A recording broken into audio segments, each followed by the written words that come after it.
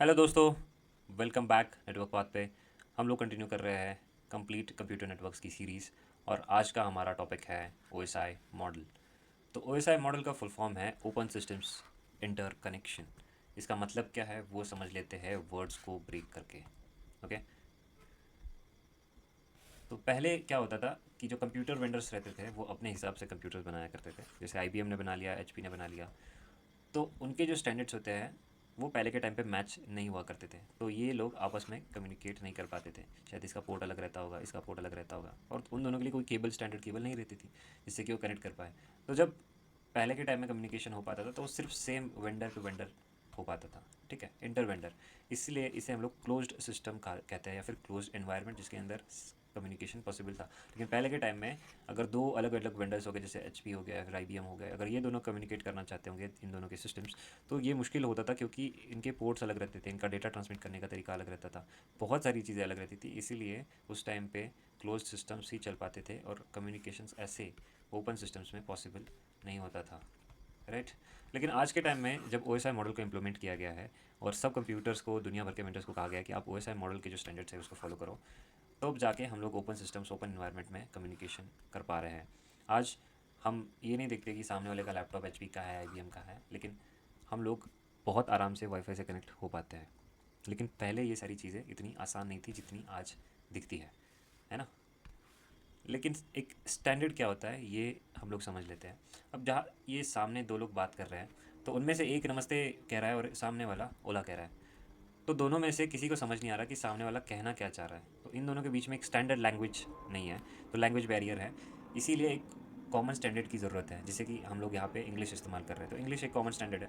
तो इसे भी इंग्लिश आती है, इसे भी इंग्लिश आती है, तो ये दोनों के दोनों ये सेट कर लेंगे कि भाई हम लोग सामने वाले से जब बात करेंगे किसी इन्वायरमेंट में जाके तो इंग्लिश में करेंगे, ताकि सामने वाले को भी समझ आए और वो भी इंग्लिश में वापस बात कर सकता है ना। तो इसे एक स्टैंडर्ड बना दिया गया कि इंग्लिश में बात करो, तो एक स्टैंडर्ड सेट हो गया कि स्टैंडर्ड लैंग्वेज ये रहेगी कम्युनिकेट करने के लिए। वैसे ही अगर कोई कंप्यूटर बाइनरी में ट्रांसमिट कर रहा है डेटा और यहाँ पे कोई सपोज कर लो डेसिमल में कर रहा है, ये एक हाइपोथेटिकल सिचुएशन है, ऐसा होता नहीं है, लेकिन आप सपोज कर लो।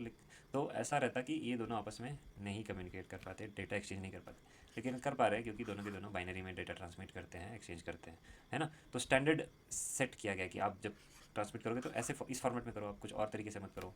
जब आप ट्रांसमिट कर रहे हो तो ऐसे सिग्नल भेजो, है ना, ऐसे मत भेजो। तो ये कुछ तरीके होते हैं और ये सारे स्टैंडर्ड्स ओएसआई मॉडल के अंदर डिफाइन किए गए कि आप ये चीज़ें इस्तेमाल कर सकते हो अगर आपको एक नेटवर्क का हिस्सा बनना है तो।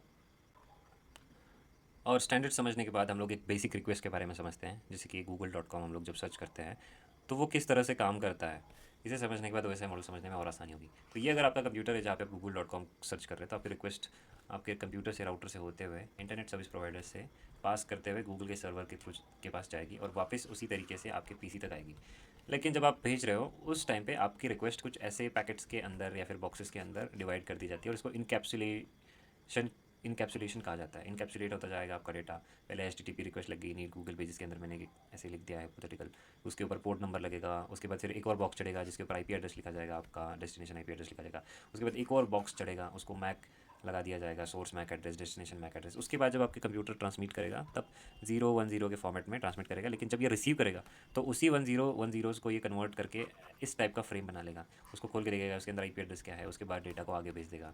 तो इसे इनकैप्सुलेशन डीकैप्सुलेशन कहते हैं इस प्रोसेस को, जो कि हर एक डिवाइस करता है जिस जिस इन्फॉर्मेशन की उसकी ज़रूरत है वो निकालने के लिए। ओके। वैसे आपका डेटा पास करता है और वापस आपके पास इंटरनेट के थ्रू आता है। ठीक है। इसके बाद हम लोग आते हैं अपने टॉपिक के ऊपर, लेयर्स। 7 लेयर्स क्या है? तो जो ओ मॉडल है, ओपन सिस्टम्स इंटरकनेक्शन, इसके अंदर कुछ स्टैंडर्ड्स हैं और उन स्टैंडर्ड्स के बारे में या फिर उन चीज़ों के बारे में जब लोग स्टडी करते हैं तो उसकी स्टडी के लिए हम लोगों ने इन सारी की सारी चीज़ों को लेयर्स के अंदर डिवाइड कर दिया। एक थ्योरेटिकल मॉडल है, ऐसी फिजिकली कोई चीज़ होती नहीं है, लेकिन जब स्टडी और एनालिसिस की जाती है तो उनको physical layer, data link layer, network layer, ऐसे ही अलग अलग लेयर्स में बात करते हुए डिस्कस किया जाता है। तो एक एक करके हर एक लेयर के बारे में समझते हैं। सबसे पहले हम लोग लेते हैं अपना फिजिकल लेयर। ओके।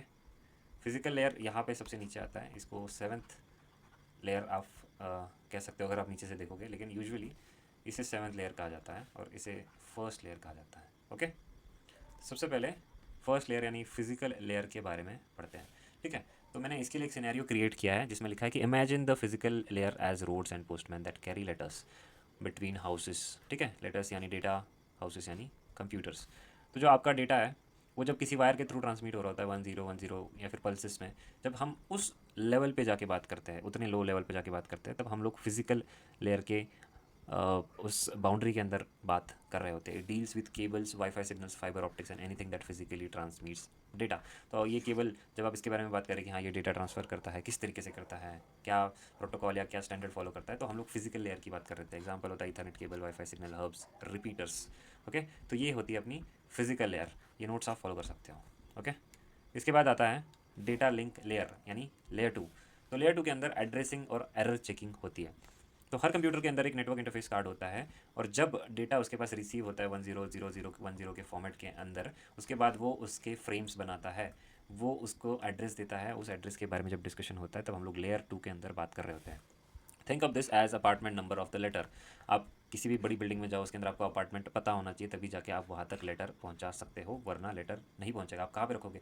तो अपार्टमेंट जो पूरी बिल्डिंग है उससे नेटवर्क कह लो, और लेटर जहाँ पे भेजना है, मैक एड्रेस, उसे आप अपार्टमेंट नंबर समझ लो। This layer adds MAC address, unique IDs for devices, so data reaches the correct machine. तो जब नेटवर्क इंटरफेस कार्ड्स के बारे में बात करते हैं, स्विचेस के बारे में बात करते हैं, लेयर 2 के बारे में जब हम लोग डिस्कस करते हैं, जहाँ पे एड्रेसिंग होती है, एरर चेकिंग होती है, तो डेटा लिंक लेयर के बारे में हम लोग डिस्कस कर रहे होते हैं। ठीक है, इस लेयर के अंदर एरर चेकिंग होती है और बाकी सारी भी बहुत सारी चीज़ें होती है। ओके, इसके बाद आता है अपना थर्ड लेयर जो कि है नेटवर्क लेयर। तो जब हम लोग राउटर्स की बात करते हैं तो हम लोग नेटवर्क लेयर की बात कर रहे हैं। नेटवर्क लेयर के अंदर हर डिवाइस जो लेयर 3 डिवाइस होता है, जैसे कि राउटर एक लेयर 3 डिवाइस है, वो किसी भी पैकेट का आईपी एड्रेस चेक करता है। This layer finds the best route for sending data to help the postman find the shortest path.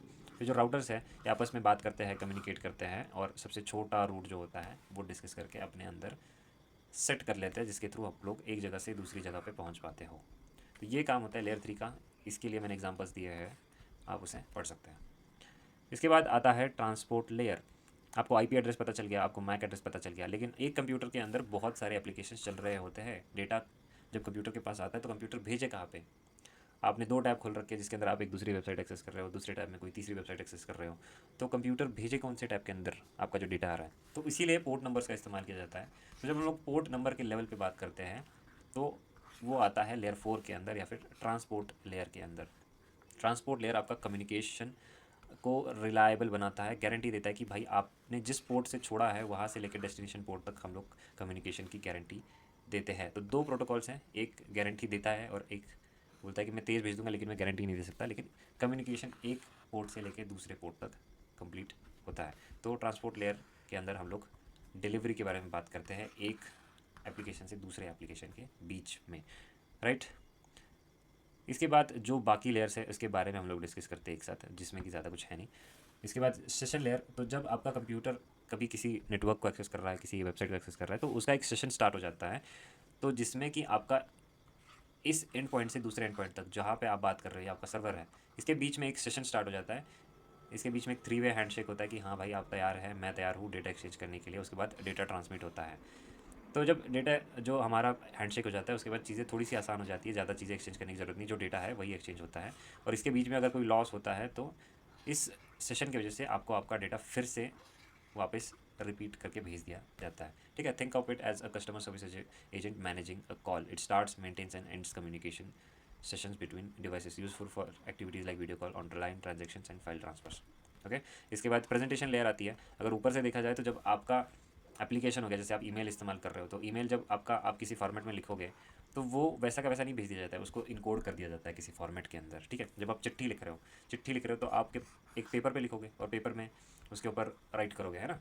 लेकिन जब आपके पास ऑडियो है या वीडियो है तो आप उसको कैसे भेजोगे? पोस्ट के थ्रू। आप एक सीडी लोगे, सीडी के अंदर उसे रिकॉर्ड करके सेंड कर दोगे। वैसे ही अलग अलग टाइप का डेटा, जैसे ऑडियो हो गया, वीडियो हो गया, उसके लिए अलग अलग इनकोडिंग्स होती है, अलग अलग तरह का प्रेजेंटेशन होता है, जो कि दूसरे कंप्यूटर एंड पे जाके डिकोड किया जाता है और उसको समझा जाता है।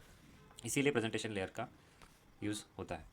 और उसके बाद ऑब्वियसली आपकी लेयर 7 आती है, जो कि सबसे ऊपर होती है और जहाँ पे जाके यूज़र मशीन के साथ इंटरेक्ट कर पाता है। तो यही चीज़ मैंने आपको पहले वाले एग्जांपल में बताई थी, जहाँ की आपकी गूगल की रिक्वेस्ट जा रही है। तो गूगल की रिक्वेस्ट हम लोग इस लेयर पे करते हैं।